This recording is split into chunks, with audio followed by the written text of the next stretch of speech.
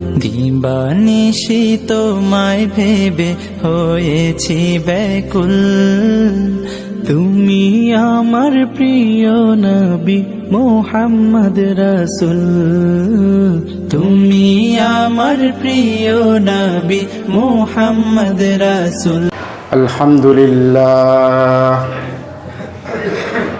আলহামদুলিল্লাহ নাহমাদুহু ওয়া নাস্তাঈনুহু ওয়া নাস্তাগফিরুহু ওয়া নু'মিনু বিহি ওয়া নাতাওয়াক্কালু আলাইহি ওয়া নাউযু বিল্লাহি মিন শুরুরি আনফুসিনা ওয়া মিন সাইয়্যাতি আ'মালিনা। মান ইয়াহদিহিল্লাহু ফালা মুদিল্লা লাহু ওয়া মান ইউদ্লিলহু ফালা হাদিয়া লাহু। ওয়া নাশহাদু আন্না সাইয়্যিদানা ওয়া হাবিবানা ওয়া তাবিবানা ওয়া হাবিবা রাব্বিনা ওয়া তাবিবা কুলুবিনা ওয়া মুরশিদানা ওয়া মাওলানা মুহাম্মাদান আবদুহু ওয়া রাসূলুহু। أما بعد فأعوذ بالله من الشيطان الرجيم. بسم الله الرحمن الرحيم. إن الدين عند الله الإسلام ومن يبتغي غير الإسلام دينا فلن يقبل منه وقال رسول الله صلى الله عليه وسلم ذاق طعم الإيمان من رضي بالله ربا وبالإسلام دينا وبمحمد صلى الله عليه وسلم نبيا ورسولا أو كما قال عليه الصلاة والسلام. اللهم صل على محمد وعلى آل محمد كما صليت على إبراهيم وعلى آل إبراهيم إنك حميد مجيد. اللهم بارك على محمد وعلى آل محمد كما باركت على إبراهيم وعلى آل إبراهيم إنك حميد مجيد. الحمد لله. আল্লাহ তাবারক ওয়া তাআলার দরবারে অসংখ্য শুকর ও সুজুদ, যিনি আমাদেরকে সুস্থতা দান করে তার মহান হুকুম জুমার নামাজ আদায় করার লক্ষ্যে তার পবিত্র ঘর মসজিদে আসার তৌফিক দান করেছেন। এই জন্য তার শাহী দরবারে শুকরিয়া আদায় করি, বলি আলহামদুলিল্লাহ। আলোচনা চলছিল যে আল্লাহ তাআলা সূরা আসরের মধ্যে জীবন পুঁজিতে লাভবান হওয়ার জন্য 4টি কর্মসূচি আমাদেরকে দিয়েছিলেন। তার মধ্যে 1 নম্বর হলো ঈমান, 2 নম্বর হইল আমলে সালেহ, 3 নম্বর হইল দাওয়াত, 4 নম্বর সবর। ইল্লাল্লাযীনা আমানু ওয়া আমিলুস সালিহাত ওয়া তাওয়াসাউ বিল হক ওয়া তাওয়াসাউ বিস সবর। এই 4টি কর্মসূচি ঈমান, আমলে সালেহ,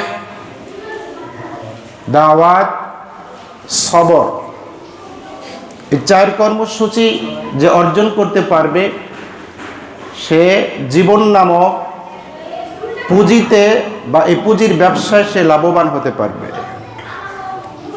এই 4 কর্মসূচির প্রথম হলো ঈমান। ঈমান হলো আউয়ালুল ফারাইজ, সর্বপ্রথম ফরজ হলো ঈমান। ঈমান যদি কারো ঠিক থাকে, এই ঈমান ঠিক করার পরে পরিশুদ্ধ ঈমান অর্জন করার পরে আমল যাই করবে এটাই তার কাজে লাগবে। ঈমান যদি ঠিক না থাকে, আমল সে যতই করুক না কেন, এই আমল দ্বারা সে উপকৃত হতে পারবে না পরকালে। দুনিয়াতে হয়তো কোনো ভালো কাজ করলে তাদের বদলা, তাদের জাযা, প্রতিদান আল্লাহ তাআলা দুনিয়াতে দিয়ে দিবেন। কারণ যাদের ঈমান নেই তাদের কোনো প্রতিদান পরকালে নেই। ওমা লাহু ফিল আখিরাতি মিন খালাক। যাদের ঈমান নেই পরকালে তারা কোনো প্রতিদান পাবে না, কোনো জাযা পাবে না। বাকি দুনিয়ার মধ্যে যদি কোনো ভালো কাজ করে, যেটা আল্লাহ তাআলার দৃষ্টিতে এটা ভালো, এই কাজটা যে করে, তো আল্লাহ তাআলার ন্যায় পরায়ণ, ভালো কাজের বদলা তো অবশ্যই দিবেন। কোথায় দিবেন? সেটা দুনিয়াতে দিয়ে দিবেন। পরকালে প্রতিদান পেতে হলে অবশ্যই তার ঈমান থাকতে হবে। গত সপ্তাহে বলেছিলাম যে ঈমান কোন কোন জিনিসে থাকে, এরা প্রত্যেকটা মুসলমান, নারী হোক পুরুষ হোক, নিজেকে যে মুসলমান দাবি করবে, এই প্রশ্নের উত্তরটা থাকতে হবে যে ঈমান থাকতে হলে এই কয়েকটা জিনিস থাকতে হবে। গত সপ্তাহে বলেছিলাম যে প্রত্যেকের এই উত্তরটা জানা থাকার দরকার যে এই গুণগুলো থাকলে ঈমান থাকবে তার, আর এই গুণগুলো তার মধ্যে না থাকলে তার ঈমান থাকবে না। ঈমানে মুফাসসাল হাদিসের মধ্যেও আছে। গত সপ্তাহে হাদিসে জিবরাইল আলোচনা করেছিলাম। আল্লাহ নবী সাল্লাল্লাহু আলাইহি সাল্লামকে জিজ্ঞাসা করা হয়েছিল, মাল ঈমান, ঈমান কি?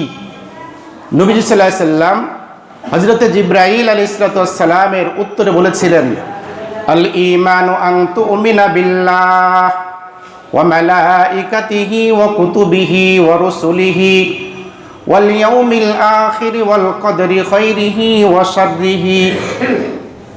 এই ছয়টি জিনিস এখানে আছে। নবীজি ঈমান কাকে বলে এটার উত্তরে ছয়টি জিনিস উল্লেখ করলেন, যে এই ছয়টি জিনিসের উপর বিশ্বাস স্থাপন করা, এটা হইল ঈমান। সেটা হলো কি? আমানতু বিল্লাহ ওয়া মালাইকাতিহি, আমি আল্লাহ তাআলার উপর বিশ্বাস স্থাপন করলাম। ওয়া মালাইকাতিহি, আল্লাহ পাকের ফেরেশতাগণের উপর বিশ্বাস স্থাপন করলাম।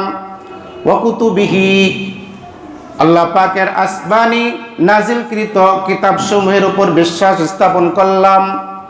ওয়া রুসুলিহি, আল্লাহ তাআলা রাসূলগণের উপর বিশ্বাস স্থাপন করলাম। ওয়াল ইয়াউমিল আখির, আর পরকালের দিনের উপর বিশ্বাস স্থাপন করলাম, পরকালের উপর। ওয়াল কদরি খাইরিহি ওয়া শাররিহি, এবং ভালো মন্দ যা কিছু হয় আল্লাহ তাআলার পক্ষ থেকে হয়, তাকদীরকে বিশ্বাস করলাম। নবীজি বলেন এই কয়টা হইল তা ঈমান। এইগুলো যদি কারোর বিশ্বাস যদি এইগুলোর উপর থাকে, ওই লোকটা ঈমান হবে। এর দ্বারা আমরা কি পাইলাম?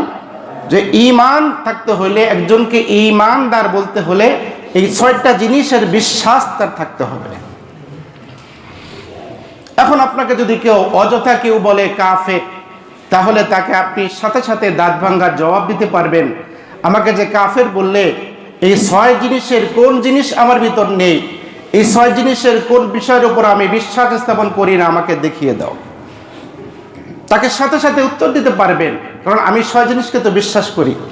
আমি আল্লাহ তাআলাকে মানি, ফেরেশতাকে মানি, আল্লাহ রসুলগণকে মানি, কিতাবসমূহকে মানি, পরকালকে মানি, তাকদীরকে বিশ্বাস করি। আমি তো সব বিশ্বাস করি, আমাকে তুমি কাফের কেন বললে? এই জন্য দেখা যায় এই প্রশ্নের উত্তরটা আমাদের অধিকাংশ মুসলমানের না জানা থাকার কারণে একজন আরেকজনকে কাফের বলছে। আর যার মধ্যে ঈমান নেই তাদেরকেও দেখা যায় আমাদের সুশীল সমাজের কিছু মুসলমানেরা, বুদ্ধিজীবীরা ঈমান না থাকার কারণেও তাদেরকে মুসলমান বলার জন্য তাদের জন্য ওকালতি করতেছে। আমাদের প্রশ্ন জানা নেই। গত সপ্তাহে কয়েকটা বিষয় বলেছিলাম, যে এক নম্বর ছিল যে আল্লাহ রাব্বুল আলামিন একমাত্র গায়েব জানে, আর কেউ জানে না।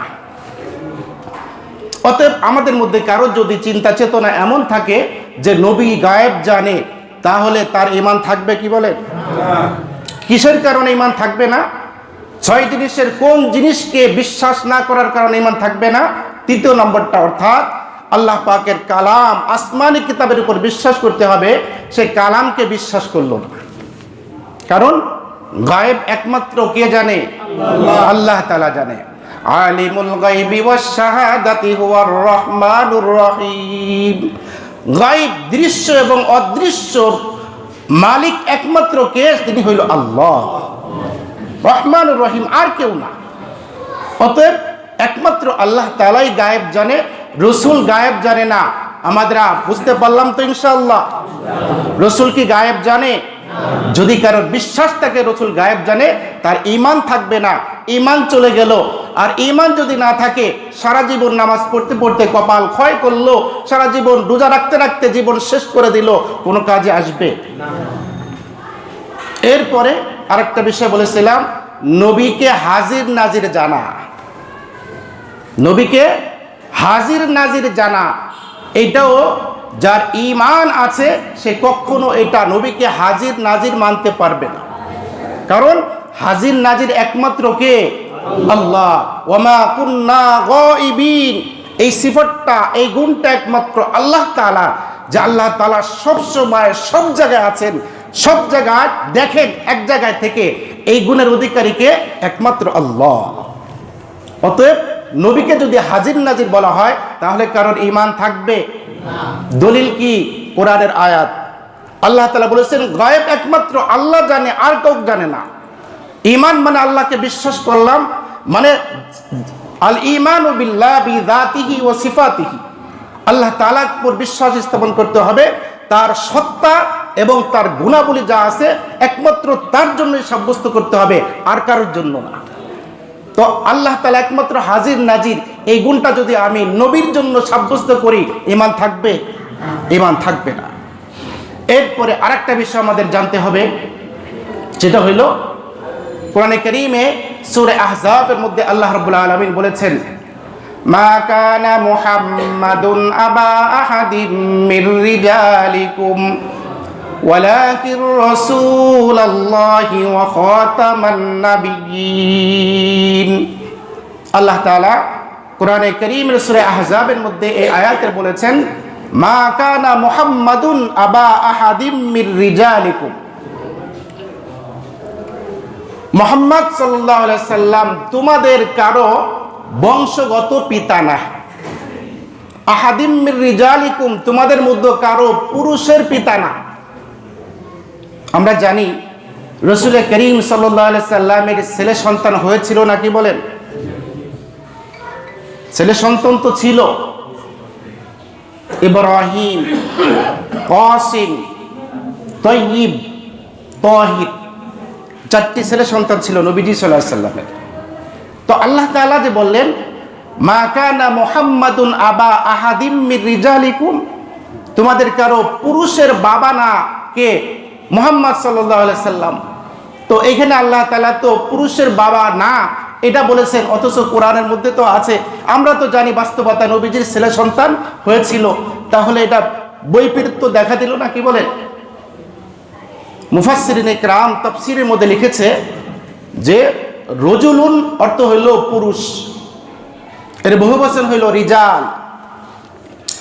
রজুল বলা হয় ওই সময় যখন ওই লোকটা প্রাপ্ত বয়স্কে উপনীত হল, যখন বালিগ হলো, সাবালক হলো, তখন তাকে বলা হয় রজুল।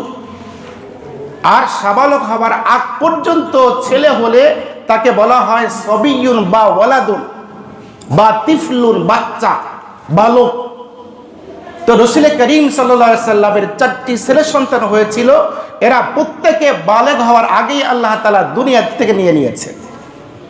যার কারণে আল্লাহ তাআলা বলেছেন, আপনি তো কোনো পুরুষের বাবা নয়। মুহাম্মদ সাল্লাল্লাহু আলাইহি সাল্লাম কোনো পুরুষের বাবা নয়। তার মানে নবী সাল্লাল্লাহু আলাইহি সাল্লামের চার ছেলে সন্তানই সাবালক হবার আগেই দুনিয়ার থেকে চলে গেছেন। এই জন্য আল্লাহ তাআলা বলেছেন কোনো পুরুষের বাবা না।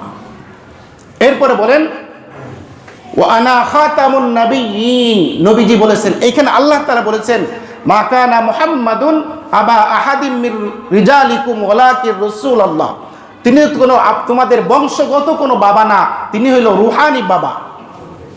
আমাদের এই ধর্মের প্রবর্তক হলো নবী সাল্লাল্লাহু আলাইহি সাল্লাম, এই হিসাবে উনি আমাদের বাবা, রুহানি বাবা, বংশগত বাবা না।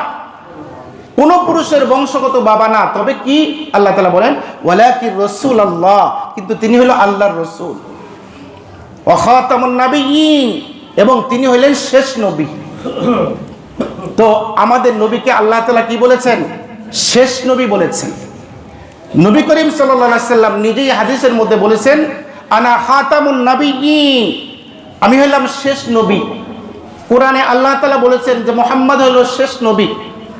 এই কথার ব্যাখ্যা দিয়ে নবীজি বলেন শেষ নবীর অর্থ হইল লা নাবিয়্যা বাদি, আমার পরে আর কোনো নবী আসবে না। তাহলে কোরআনে বলছে নবী মুহাম্মদ সাল্লাল্লাহু আলাইহি সাল্লাম শেষ নবী, নবী সাল্লাল্লাহু আলাইহি সাল্লাম বলেছেন যে আমি হলাম শেষ নবী, আমার পরে আর কোনো নবী আসবে না। এটা হলো কার কথা? আল্লাহ এবং আল্লাহর রাসূলের কথা, যে নবী হলো শেষ নবী, মুহাম্মদ সাল্লাল্লাহু আলাইহি সাল্লাম শেষ নবী, তারপরে আর কোনো নবী আসবে না। এই কথাটা স্পষ্ট হয়েছে তো আপনাদের? কিন্তু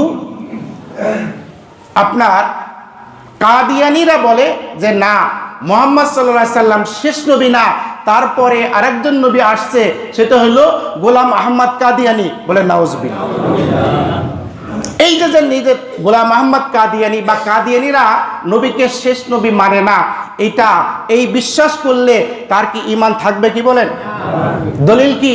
সূরা কোরআনে কারীমের সূরা আহজাবের এই আয়াতটা, নবী সাল্লাল্লাহু আলাইহি সাল্লামের হাদিস। ঈমান থাকতে হলে নবীর উপর বিশ্বাস করতে হবে, রসুলের উপর। রসুল বলেছেন আমি শেষ নবী, এই রসুলকে মানলো না। আল্লাহ তাআলা বলেছেন মুহাম্মদ হলো শেষ নবী, এই আল্লাহর কথা মানলো না, এই আল্লাহকে মানলো না, নবীকে মানলো না, তারপরেই তাকে মুসলমান বলা যায়? অথচ আমাদের সুশীল সমাজের কিছু তথাকথিত বুদ্ধিজীবীরা তারা ওকালতি করতে চায়, তারা বলতে চায় না, এদের মধ্যে তো অমুসলিমের কিছু বলা যাবে না, তাদেরকে অমুসলিম মালা মানে ওই সমস্ত তথাকথিত বুদ্ধিজীবী, তাদেরও ঈমান হারা হয়ে গেছে। সন্দেহ আছে কোনো? নিঃসন্দেহে বলা যেতে পারে এদেরও ঈমান নেই। কারণ তাদেরকে সমর্থন করা, তাদেরকে মুসলমান না বলা মানে হইল সে পরোক্ষভাবে কি করতেছে না? আল্লাহকে মানতেছে না, আল্লাহ রসুলকে মানতেছে না। আল্লাহ এবং আল্লাহ রসুলকে না মানলে সে কি মুসলমান থাকে? কখনো থাকবে না। এই জন্য মুসলমান যদি আমি দাবি করি, আমি শুধু এইগুলো দাবি করলাম যে আমি মুসলমান, এই 6টি জিনিসের উপর বিশ্বাস করলাম, শুধু মনে মনে বিশ্বাস করলে হবে না, আমার আমলে এটাকে পরিণত করতে হবে। কথা ঠিক কিনা?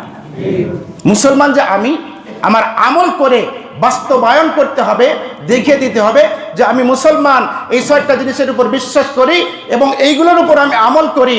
শুধু মুখে মুখে মুসলমান না, এইভাবে আমলে যদি পরিণত করা যায় তাহলে আপনি মুসলমান হবেন, মুমিন হবেন। তা না হইলে মুসলমান দাবি করলেন, মুখে মুখে হলো, আল্লাহর কাছে আপনি মুসলমান হতে পারবেন না।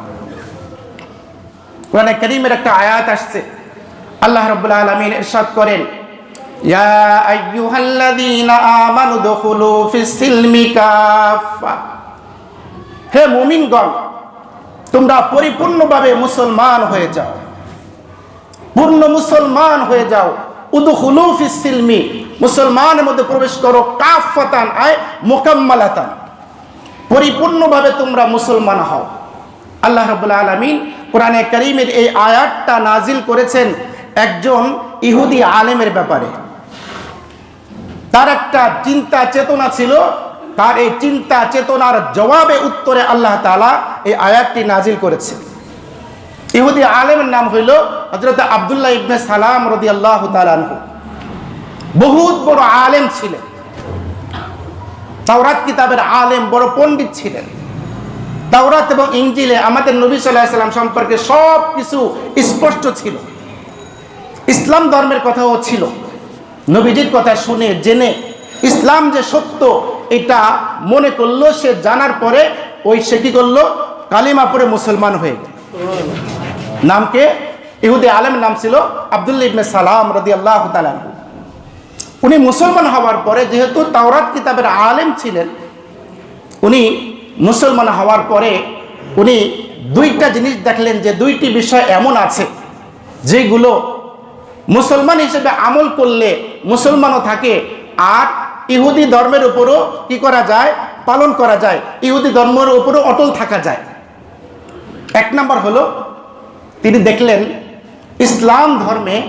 ইসলাম ধর্মের বিধান অনুযায়ী উটের গোশত খাইলেও সমস্যা নেই, না খাইলেও সমস্যা নেই। উটের গোস্ত খাইলেও সে মুসলমান, না খাইলেও মুসলমান। কিন্তু ইহুদি ধর্মের মধ্যে উটের গোস্ত খাওয়া জায়েজ ছিল না। তো উনি দেখলেন যেহেতু ইসলাম ধর্মের মধ্যে খাইলেও সমস্যা নেই, না খাইলেও সমস্যা নেই, এখন যদি আমি উটের গোস্ত খেয়ে ইসলাম ধর্মের বিধান পালন করি বা ইসলামের উপর থাকি, তাহলে ইহুদি ধর্মের ওই যে একটা তাদের যে বিধান ওটা তো পালন করা হলো না। পক্ষান্তরে আমি যদি উটের গোস্ত না খেয়ে ইসলাম ধর্ম পালন করি, তাহলে ইসলামের ধর্মও পালন হইল, ইহুদি ধর্মও পালন হইল। এই জন্য উনি কি করলেন, এই বিধান অনুযায়ী কি করলেন, উটের গোস্ত উনি খেতেন না। উটের গোস্ত না খেয়ে ইসলাম ধর্ম পালন করতেন। তার মানে ইসলামও ঠিক থাকলো আর ইহুদি ধর্মের সাথেও কি থাকলো, তাল মিলানো গেল। ঠিক তদ্রূপ ইসলাম ধর্মে শনিবারে মাস শিকার করা এটা সমস্যা ছিল না। শনিবারে মাস শিকার করলেও সমস্যা নেই, মাস শিকার করলেও সমস্যা নেই। আর ইহুদি ধর্ম ছিল শনিবারে মাস শিকার করা তাদের ধর্ম অনুযায়ী হারাম ছিল। এটা উনি চিন্তা করলো, আমি যদি শনিবারে মাস শিকার করে ইসলাম ধর্ম পালন করি, তাহলে শুধু ইসলামের উপর পালন করা হলো, ইহুদি ধর্মের সাথে তাল মিলানো হলো না। পক্ষান্তরে যদি আমি শনিবারে মাস শিকার না করে ইসলাম ধর্ম পালন করি, ইসলামের বিধানের উপর পালন করা হলো আর ইহুদি ধর্মের সাথেও তাল মিলানো হলো। এই দুইটা দিক উনি এইভাবে আমল করতেন, ইসলামের উপর আমল করতেন, ইহুদি ধর্মের সাথেও তাল মিলিয়ে চলতেন। আল্লাহ রাব্বুল আলামিন সাথে সাথে এই আয়াত নাজিল করে দিয়ে বললেন, ইয়া আইয়ুহাল্লাযীনা আমানু দুখুলু ফিস সিলমি কাফা, হে মুমিনগণ তোমরা পরিপূর্ণভাবে মুসলমান, সেই মুসলমান হিসেবে পরিপূর্ণভাবে তোমরা মুসলমান হয়ে যাও, ইসলামের মধ্যে প্রবেশ করো।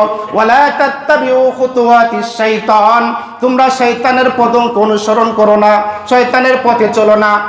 বিশেষ করে উদ্দেশ্য ছিল আব্দুল্লাহ ইবনে সালামের প্রতি আয়াতটা নাজিল হলো, তুমি যে ইসলাম ধর্ম গ্রহণ করেছো, ইসলামের বিধানের উপর পালন করতেছো, সুবিধাবাদী হয়ে ইহুদি ধর্মের সাথে তাল মিলাইয়া চলতেছো, এরকম করা যাবে না। এরকম করা হইলো একমাত্র শয়তানের পদঙ্ক অনুসরণ করা। শয়তানের পদঙ্ক অনুসরণ করা যাবে না। আল্লাহ তাআলা নিষেধ করে দিলেন যে ইসলামকে ইসলামের ধর্ম অনুযায়ী বিধান অনুযায়ী পালন করতে হবে, কোন ধর্মের সাথে অন্য ধর্মের সাথে তাল মিলাই করা যাবে না। যদি করাতে হয় তাহলে এটা শয়তানি হবে।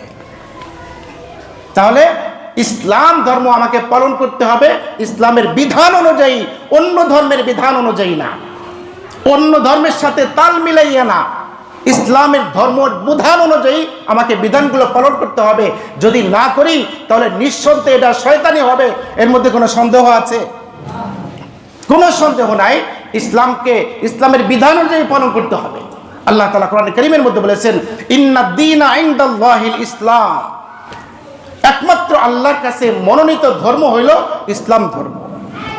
ওয়া মান ইয়াবতাগি গায়রাল ইসলামি দীনা, অন্য ধর্মকে যদি কেউ তার ধর্ম হিসেবে গ্রহণ করে ইসলাম ব্যতীত, আল্লাহ তাআলা বলেন লা ইউকবালা মিনহু, তার থেকে ওই ধর্মটা কবুল করা হবে। কারণ ইসলাম চলে আসলো মানে হইল অতীতের সমস্ত ধর্ম শেষ হয়ে গেল, এখন একমাত্র ইসলাম। যেমন নাকি আমাদের বিভিন্ন আমরা কি করি, বিভিন্ন প্রোডাক্ট তৈরি করা হয়, ওষুধ তৈরি করা হয়, ওষুধের একটা মেয়াদ থাকে। 2020 সালে তৈরি করলো, 25 সাল পর্যন্ত, 24 সাল পর্যন্ত মেয়াদ থাকে। ওই মেয়াদ যদি উত্তীর্ণ হয়ে যায় ওষুধের আর কোনো দাম থাকে কি বলেন? ঠিক তদ্রূপ অন্য ধর্মে ওই সময় পর্যন্ত তা পালন হয়েছিল যত সময় পর্যন্ত ইসলাম না ছিল। ইসলাম আসলো তার মানে বাকি সমস্ত ধর্ম ঠিক শেষ হয়ে গেল, একমাত্র ইসলাম হইল আল্লাহর কাছে মনোনীত। এখন ইসলামের ধর্মকে মানতে হবে ইসলামের বিধান অনুযায়ী। অন্য ধর্মের সাথে তাল মিলিয়ে করলাম যদি করি তাহলে এটা নিঃসন্দেহে শয়তানি হবে। আর আল্লাহ তাআলা বলেন, ওয়ালা তাত্তাবিউ খুতুওয়াতিশ শাইতান, খবরদার তোমরা শয়তানের অনুসরণ করো না, শয়তানের পদঙ্ক অনুসরণ করো না, ইসলামকে ইসলামের মতো করে পালন করো। যেমন মনে করেন মুসলমানের একটা বড় বিধান হইল, ইসলামের একটা শিয়ার হইল দাড়ি রাখা। এই দাড়ি রাখা কি ইসলামের একটা শিয়ার।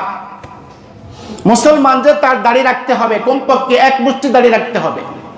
এটা হলো কি ইসলামের বিধান।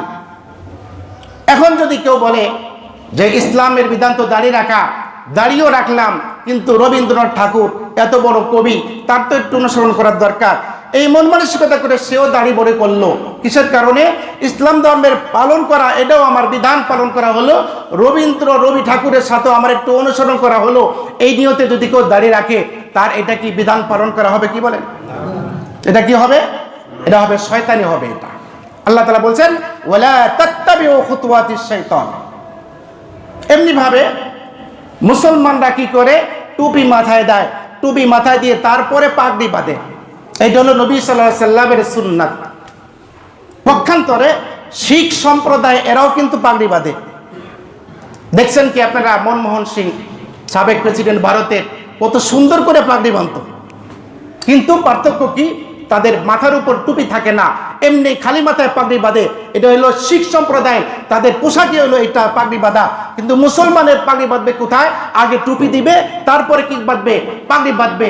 এখন পাগড়ি বাঁধা সুন্নাত, নবীর সুন্নাত। কেউ যদি এটা মনে করে বাঁধে আমি তো নবীর সুন্নাত পাগড়ি বাঁধতেছি, আবার শিখ সম্প্রদায়ের সাথে আমার একটু মিল থাকলো, মহব্বত করে এইভাবে পাগড়ি বাঁধে, এটা কি নবীর সুন্নাত পালন করা হবে নাকি শয়তানি হবে? কি বলে? শয়তানি হবে।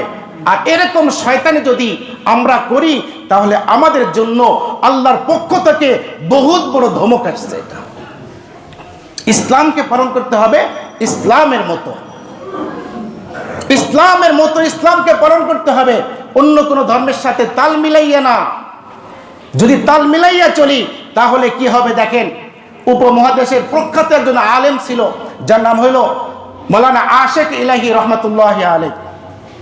আশেক ইলাহি বুলন্দ শহরি, বহুত বড় আলিম, অনেক কিতাবাদি লিখছেন। সেই কিতাবাদির মধ্যে একটা কিতাব লিখছেন উর্দু ভাষায়, যে কিতাবের নাম দিয়েছেন মরনে কে বাদ ক্যা হোগা। এই উর্দু কিতাবের অনুবাদও হয়েছে, যার অর্থ হলো মরণের পরে কি হবে। এই কিতাবের মধ্যে উনি লিখছেন যে একজন আলেম ওই বলতো ইসলামের সমস্ত বিধানগুলি যুক্তিযুক্ত, কিন্তু ইসলামের একটা বিধান এটা আমি যুক্ত মনে করি না, এই বিধানটা খ্রিস্টান ধর্মে এটা হইল যুক্তিযুক্ত। কি বলছে? ইসলামের সব বিধানগুলো ঠিক আছে, যুক্তির সাথে মিলে, কিন্তু একটা বিধানকে মাত্র তিনি বলেছেন, ওই আলেম কি বলেছেন, যে ইসলামের এই বিধানটা যুক্তিযুক্ত না, কিন্তু এই বিধানটা খ্রিস্টান ধর্মে এটা যুক্তিযুক্ত, খ্রিস্টান ধর্মে এটা ঠিক আছে। উনি বলেছেন সেটা হইল, কিতাবের মধ্যে লিখছে যে যখন স্বামী স্ত্রী যখন মিলামেশা করে, এই মিলামেশা করার পরে ইসলাম ধর্মের বিধান হইল তার শরীরের প্রত্যেকটা অঙ্গ কি করতে হবে? ধুয়ে ফেলতে হবে। অর্থাৎ এমন ভাবে গোসল করতে হবে, ফরজ আদায় করে, নাকে ভিতরে পানি দিতে হবে, মুখের ভিতরে পানি দিতে হবে, মাথা পানি দিতে হবে, শরীরের প্রত্যেকটা অঙ্গে, এমনকি পশমের গোড়ায় গোড়ায় ধৌত করতে হবে। এটা কার বিধান? ইসলামের বিধান। উনি বলে এই বিধানটা যুক্তিযুক্ত না। কেন যুক্তিযুক্ত না? যুক্তি হলো যেই জায়গা দিয়ে নাপাক হইলো, নাপাক বের হইলো, ওই জায়গাটা ধুইতে হবে। এইটা হলো খ্রিস্টান ধর্মের বিধান, হলো এইটা, যে জায়গাটাতে নাপাক বের হলো, নাপাক হলো, শুধু ওই জায়গাটা ধোয়া, এইটা হলো খ্রিস্টানের বিধান। তিনি বলেন এই যে স্বামী স্ত্রী মিলামেশা করার পরে যে এই যে একটা বিধান, শরীরের প্রত্যেকটা অঙ্গ ধৌত করা ইসলামের বিধান, এই বিধানটা যুক্তিযুক্ত না, বরং এইটা যুক্তিযুক্ত হইল খ্রিস্টান ধর্ম। মাত্র একটা বিধানকে কি করলো? সে বলল ইসলামের বিধানটা যুক্তিযুক্ত না। আর সব তো ঠিক রাখছে, সব মেনেছে, একটা কি করে নেই? বিশ্বাস করে নেই। তার মানে তার যুক্তিতে এটা ধরে নেই। আচ্ছা আপনারা বলেন তো, এই যে ইসলামের এই বিধানটা যে তার সমস্ত শরীরটা ধৌত করতে হবে, নাকে তো ময়লা লাগে নেই, নাপাকি লাগে নেই, তারপরে নাকের মধ্যে পানি দিতে হবে, মুখের মধ্যে তো ময়লা লাগে নেই, মুখের মধ্যে তো কি করতে হবে? পানি দিতে হবে, সমস্ত শরীরে ধুতে হবে। আচ্ছা এই যে একটা বিধান, এটা কি আপনাদের যুক্তি অনুযায়ী এটা কি যুক্তিযুক্ত নাকি যুক্তি বহির্ভূত? আপনারা কি বলেন? না, যুক্তিযুক্ত কিভাবে বললেন? মুখের মধ্যে ময়লা যায়, তাহলে ধুইতে হবে কেন? নাকের মধ্যে ময়লা যায়, ধুইতে হবে কেন? অথচ ইসলাম বলেছে কি করতে হবে? ধুইতে হবে। তো আপনারা বলেন যে যুক্তিযুক্ত কোন হিসেবে? ইসলামের বিধানকে মোহাব্বত করেন, এই জন্য বলেছেন যুক্তিযুক্ত না হলেও এটা যুক্তিযুক্ত। আশরাফ আলী থানভী রহমতুল্লাহ আলাইহি উনি লিখেছেন যে ইসলামের প্রত্যেকটা বিধানের পিছনে যুক্তি আছে, যুক্তি ছাড়া ইসলামের কোনো বিধান নেই। তবে হয়তো আমাদের অনেকে বুঝি না, আমাদের এলেম তো কম। ওয়ামা উতীতুম মিনাল ইলমি ইল্লা কলিলা, এলেম তো কম দেওয়া হয়েছে, যার কারণে আমাদের ইসলামের সব যুক্তি আমাদের এলেমের স্বল্পতার কারণে আমাদের বুঝে আসে না। অথচ ইসলামের প্রত্যেকটা বিধান হইল যুক্তিযুক্ত। ওই আলেমের ওই যুক্তিটা বুঝে আসেনি, এলেম তো কম ছিল। আলেম হইলেই যে সব বুঝবে এমন তো না, উনি হয়তো বুঝতে পারেনি। কারণ হইল যাদের অভিজ্ঞতা আছে তারা বলতে পারবেন, মেলামেশার পরে পুরা শরীরটা দুর্বল হয়ে যায়, উঠতে মনে চায় না, নামাজ পড়া তো দূরের কথা, বিভিন্ন ক্লান্তি তার কাছে চলে আসে। কথা ঠিক কিনা? ইসলাম বলেছে তোমার যে এত অলসতা আসলো, তোমার শরীরে যে এনার্জি থাকলো না, দুর্বলতা চলে আসলো, তোমার শরীরের প্রত্যেকটা জায়গায় ধৌত করো, তুমি গোসল করো, ওই পরিষ্কার হও, তোমার শরীরের মধ্যে এমনি এনার্জি চলে আসবে। এটা হলো ইসলামের যুক্তি। কিন্তু আলেমের এই যুক্তিটা বুঝে আসে নাই। উনি বলল ইসলামের সব বিধান ঠিক আছে, এই বিধানটা ঠিক নাই, এই বিধানটা হলো খ্রিস্টান ধর্মের সাথে এই বিধানটা যুক্তিযুক্ত। তার কথা অনুযায়ী বাহ্যিক ঠিক, কিন্তু তিনি বুঝতে পারেননি। যার কারণে কি হলো দেখলেন, কিতাবের মধ্যে উনি লিখছেন, আশিক ইলাহি বুলন্দ শহীদ আহমদ রহমাতুল্লাহ আলাইহি উনি বলেছেন যে এই কিতাবের মধ্যে উনি লিখেছেন, এরপরে দেখা গেল ওই যে আলেম সাহেব উনার মৃত্যু হয়ে গেল, ওনাকে দাফন করা হলো, ওনার লাশ মাটিতে রাখা হলো, দফন কাফন শেষ করা হলো। ঘটনাক্রমে যারা দাফন করলো তাদের কোনো একটা প্রয়োজনীয় জিনিস ওই কবরের মধ্যে পড়ে গিয়েছিল। শরীয়তের বিধান হইল যদি মানুষের এরকম প্রয়োজনীয় বস্তু যদি কবরের মধ্যে পড়ে যায়, লাশের সাথে পড়ে থাকে, এখন ইসলামের মাসালা এমন আছে যে জরুরি প্রয়োজনীয় যদি কবরের জিনিস পড়ে, তখন ওইটাকে উঠানোর জন্য, গ্রহণ করার জন্য আবার কবর খনন করে ওইটা গ্রহণ করা, এটা শরীয়তে জায়েজ আছে। তো এই অনুযায়ী তো প্রয়োজনীয় বস্তু যেটা পড়েছিল ওইটা উঠানোর জন্য আবার যখন কবর খুললো, দেখে আলেম সাহেবের লাশটা কবরের মধ্যে নাই, আলেমের লাশ কবরের মধ্যে নাই। এলাকার লোকজন চিন্তিত হয়ে গেল, ঘটনা কি, গেল কই? বরং কবরের মধ্যে আলেমের লাশ নাই, বরং একজন পরিচিত একটা খ্রিস্টান মহিলার লাশ কবরের মধ্যে আছে। এলাকার লোকজন পরেশান, চিন্তিত হয়ে গেল, ঘটনা কি, আলেমের লাশ গেল কোথায়? আর এই যে মহিলা, তার লাশ এখানে কেন? দাফন তো আলেমকে করা হয়েছে। যেহেতু পরিচিত, এই জন্য ওই খ্রিস্টানের পরিবার, খ্রিস্টান মেয়ের পরিবারের কাছে জিজ্ঞাসা করা হলো, ঘটনা কিন্তু এই ঘটেছে, তোমাদের মেয়ের কবর কোথায়? বলে আমার মেয়ের কবর তো এখানে দিয়েছিলাম। যেহেতু তোমার মেয়ের কবর, তোমার মেয়ের লাশ যেহেতু আলেমের কবরে গেছে, তাহলে দেখতে হবে তোমার মেয়ের কবরে কার লাশ আসছে।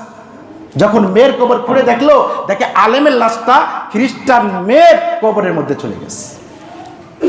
এটা কেন হলো? এলাকার লোকজন বলল, খ্রিস্টান ওই পরিবারকে, মা বাবাকে বলল যে বলো তো তোমার মেয়ে কি এমন আমল করতো যে আজ এত ঘটলো, যে তার একজন খ্রিস্টান হয়ে তার লাশটা চলে গেল একজন আলেমের কবরে, আর আলেম এত বড় আল্লাহর কাছে অনেক দামি, অথচ তার লাশটা চলে আসলো খ্রিস্টান মহিলার কবরে, বলো তো তোমার মেয়ে কি আমল করতো?